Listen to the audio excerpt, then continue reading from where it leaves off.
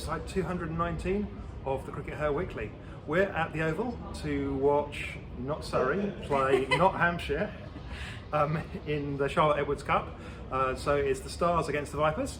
And we're looking forward to that later this afternoon. Meanwhile, what's been happening in the world of women's cricket? Well, we've had the end of the England-Pakistan series. The whole thing ended with another basically whitewash to England, 2-0 victory in the ODI series. Of course, in terms of ICC Championship points, it doesn't mean they dropped 1 point because of the rained-off match in Taunton. That's a 5-1 win, 5 points staying from the ICC Championships. That's positive as well for England. Raf, what's your key kind of takeaway from this series? And I'm going to tell you, you're allowed a main, a side, and a drink, and you can go large if you want. Okay, wow, we're doing this in food terms. Okay, so for my main, I'm probably going to go with still some concerns around England's batting, I think.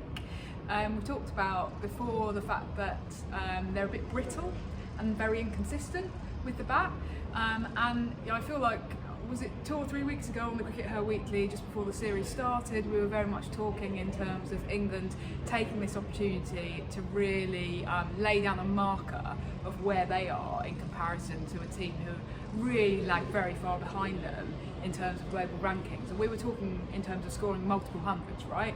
Instead, what we saw was in the very last match of the series, of the ODIs, yes, Nat Sciver-Brunt scored 100. I mean, great, but it probably ranks quite low in terms of her 9 ODI hundreds, right? I mean, she admitted herself in the post-match press conference that she felt that for most of that innings she was really struggling, and then suddenly, right at the end of the 50 overs, she decided that she was going to ramp it to get her 100 up, and then that she was just going to tonk it a little bit. But until that point, it really hadn't looked very convincing. And I think overall, from a kind of England batting perspective, we would have expected them to be a lot more dominant than they were. So that's my main course. My side, probably to kind of go alongside that, is for me, the whole series felt a little bit like England were playing it like it was a series of warm-ups, and that they never quite gave it that kind of 100%. It just felt a little bit like they were sort of, I hesitate to use the word like being half-hearted about it, but it just felt a little bit half-hearted, like, oh, we don't really need to give it everything. And then when they finally did, it was like right at the end in that last match at Chelmsford. It's a little bit of kind of reminiscent of how, in some ways, how they approached the 50 over World Cup, the last one that happened in New Zealand, whereby they went into it kind of undercooked and then they lost however many matches it was at the start on the trot. And you just do worry that that's going to end up happening in the next World Cups, that England are going to go into them, if they play like this against Pakistan, it's just going to be a bit undercooked. In terms of my drink, I'll go with something positive. Amy Jones.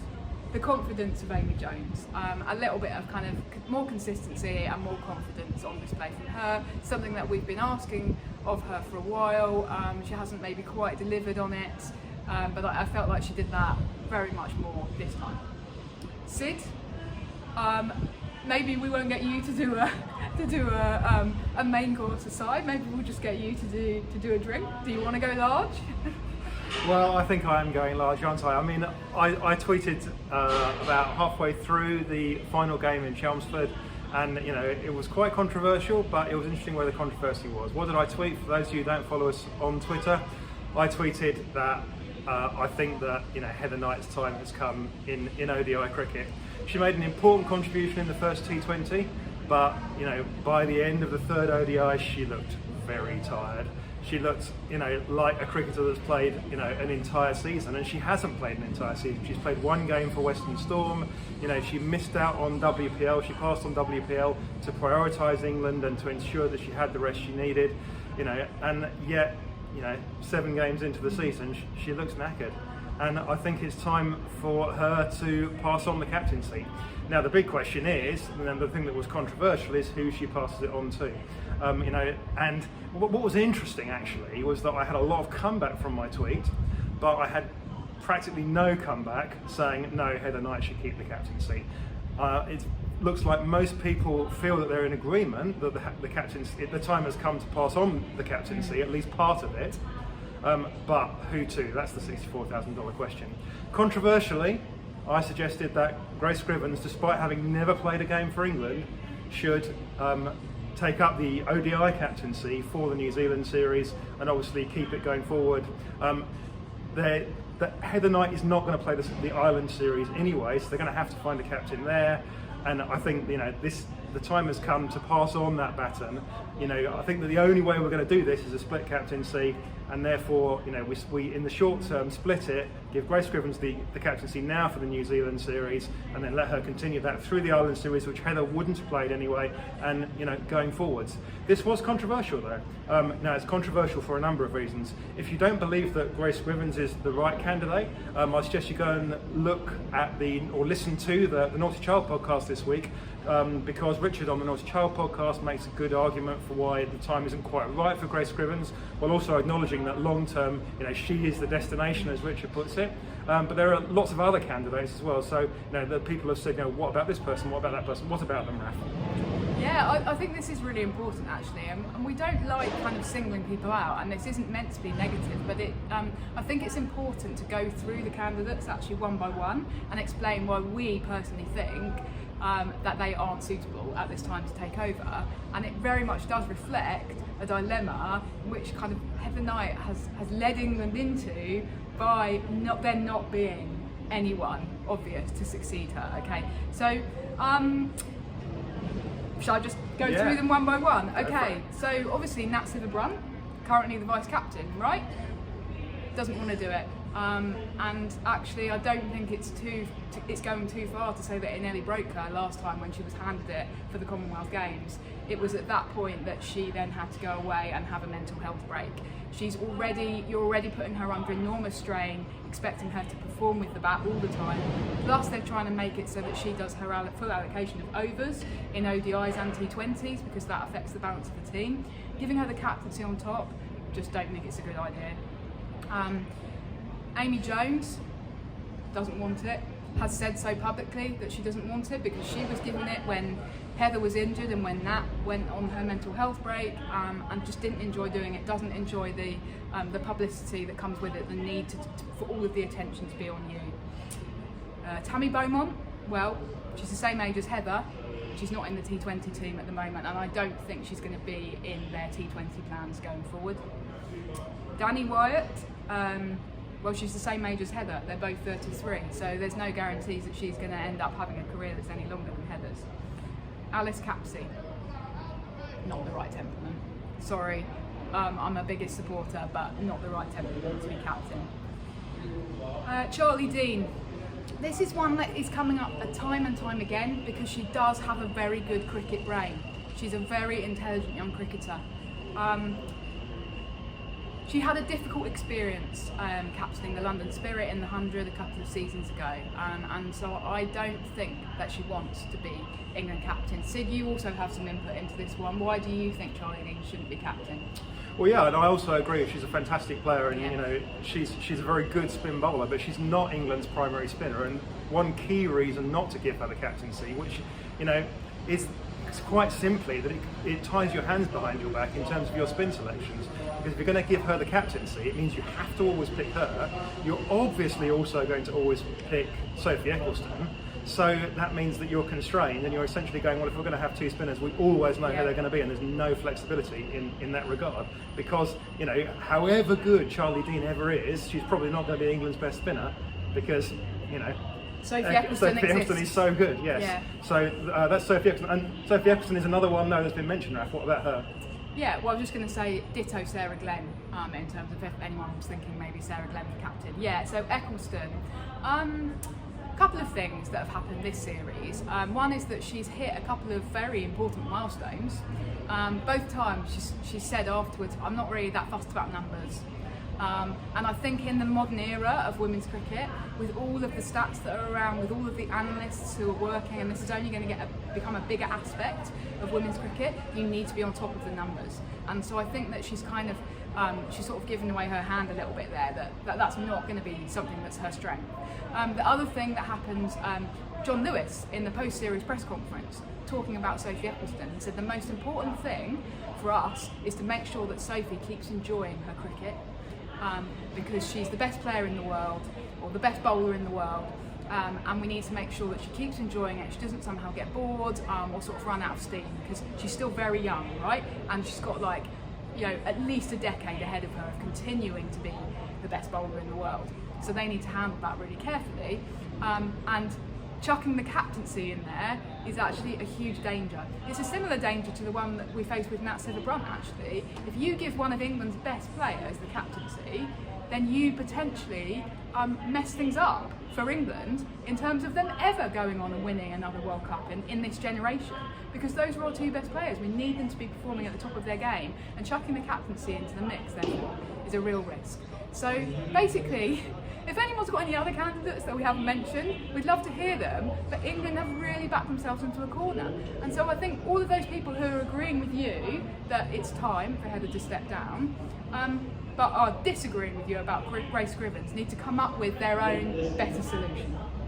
And just while we're here then, what's the positive case for Grace Scrivens? Well, I think that there's a number of things, you know, which indicate that she is actually a very special individual and a very special captain, and someone that's worth, you know, making exceptions for, as undoubtedly we're doing. So let's consider first that she's been given the Sunrisers captaincy. She was actually given the Kent captaincy age 17, where she was captaining people that were nearly twice as old as her. She was given the England A captaincy age 19. Now, obviously she was given the under-19 captaincy, that's not such a big deal, but she did do a wonderful job in that. But it's those other captaincies that she's been given. You don't make a 19-year-old England A captain unless you really believe she is an extraordinary captain. You just don't do that. You'd probably give it to your best player, or, you know, you'd have given it to a senior player and said, you know, said a senior player takes that role while the younger players learn. You only give that out. So, you know, don't listen to me, listen to people like Richard Redbrook, who are giving her those roles and saying, actually, this is an extraordinary captain. Now, look at the results for Sunrisers. You know, since she's become Sunrisers captain, something has changed. Yeah.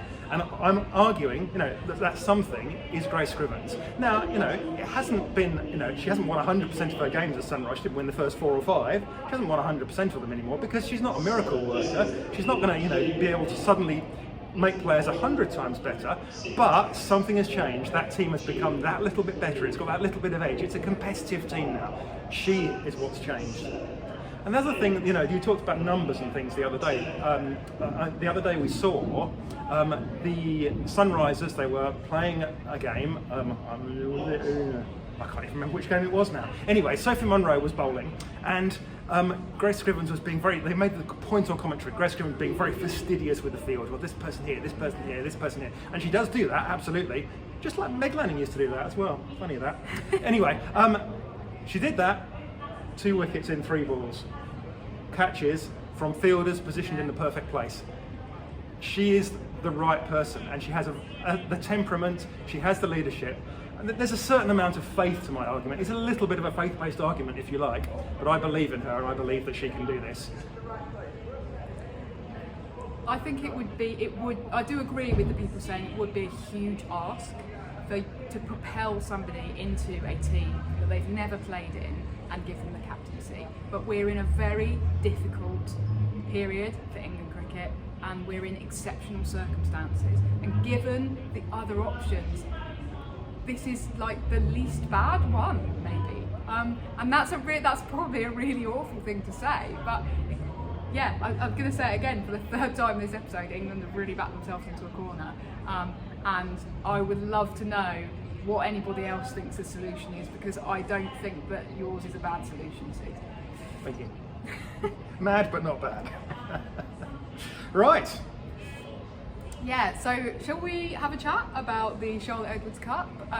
We're obviously here today for a match, and there's a couple of others going on today as well. One that's just getting underway and just as we're recording, and another one later on this afternoon. So by the time you watch or listen to this, what we're about to say may be slightly out of date, but as it stands, the points table is led by the Blaze, who have 16, Stars just behind on 15, and just behind them, Sparks on 13.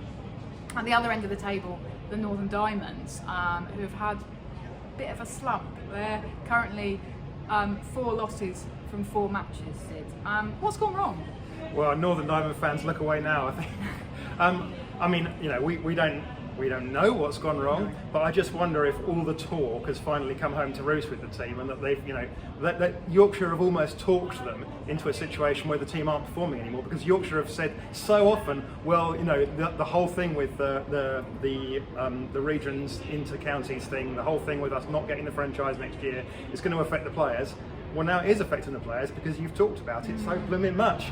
So, is that what's going on there? Yeah, and just to add to that, actually, in a way, the Yorkshire players are facing even more of a dilemma now that Yorkshire have been given Tier 1 status in 2026 than they were before, because instead of a straight swap to Durham, they're now going, but hang on a minute, I've got to decide between playing Tier 1 cricket next year and staying where I am, and Yorkshire also potentially, for some of these players, throwing these, sort of dangling these potential loans into the mix that we talked about last week as not being a sure thing at all. So they've really they've almost added an extra layer of confusion and complexity for the players there, I feel. Yeah, no, I wouldn't want to be in their boat right now. Let's see what happens. I mean, there's still quite a long time left in the tournament. I looked at running my Alligator League prediction software this week, and we're down to the last count. We're down to it would have taken about 3,000 years to run. So the point is that we didn't have that to spare, sadly. Yeah, we're not at the point yet where they're out of it. If they go on a run, they could definitely still come back. And don't forget, 4 semi-final places this year, so and there's no value particularly to coming first apart from who you play in the semi-final. So if they can still come back to 4th, they could still go on and win it. Now, a lot of the matches, Sid, including this one that we're about to watch, are being played as the kind of first in a double header with men's blast games. We did actually have a question about this from Martin Saxon coming this week.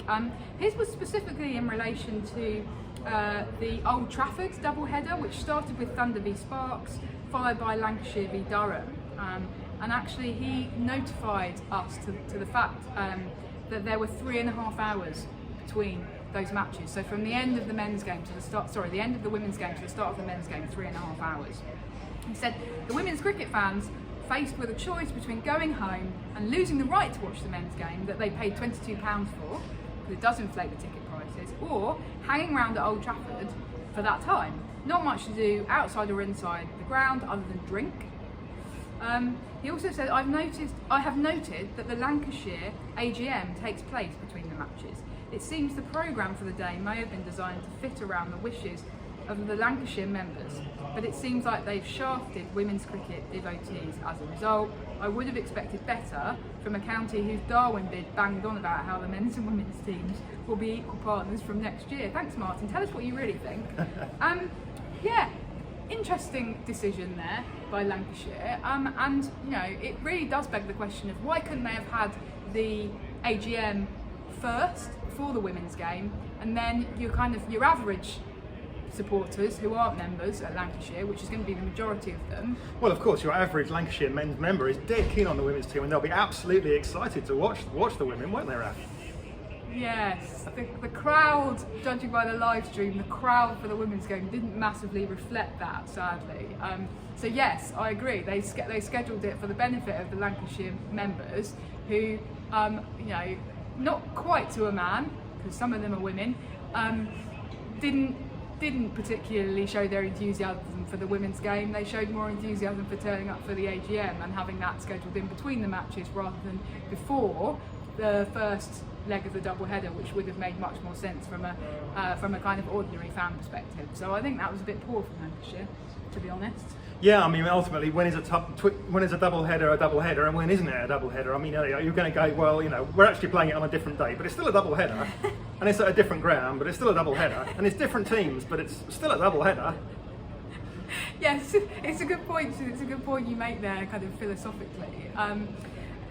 I do feel that the counties haven't necessarily learned from what makes a successful double header from the 100, because we've talked a lot about the fact that what the 100 has done is show that double headers can be successful if you do certain things right. Now, of course, they don't currently have the advantage of aligned teams. I accept that. That's something that's going to change for next year. But they do have the ability to schedule them with a minimal gap in between. In the 100, it's only like 45 minutes these days between the men's and the women's. You have the ability to kind of do joined up marketing and try and provide an experience for the first half of the women's game that reflects the value that you put on the women's game. So you're opening up your food stalls, you're having you're having your experience, and really kind of putting that into the double heads. It just feels like the counties have not taken that on board, and that's a bit disappointing. And I hope that things will change next season. It's a tricky one.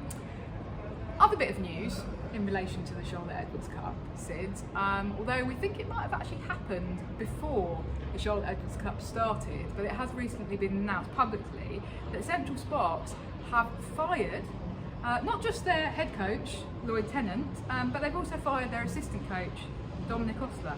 I say fired, they've parted ways, I think, just to prevent the lawyers coming after me. We don't actually know precisely what went down, but suffice it to say that neither of those two will be or are currently working for the Sparks. Mid-season, getting rid of your coach and your assistant coach, it's a ballsy move. Yeah, I mean, you can get a bit of a new manager bounce. We think this happened 2 or 3 weeks ago. This came to a head.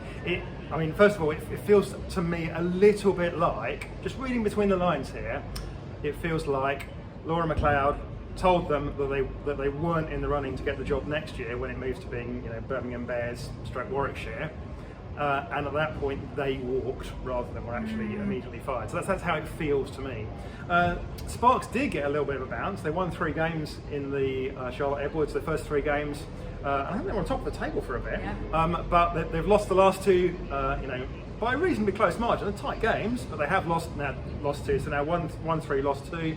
A new manager bounce, traditionally doesn't last very long. And it's going to be tough for them this season. But on the other hand, I think that what Laura McLeod stresses is that she wants to build something for next year, and that's got to be her priority. That she's really looking to make sure that the team are in the best position to move forward with Bears next year, and almost prioritising that over Sparks this year.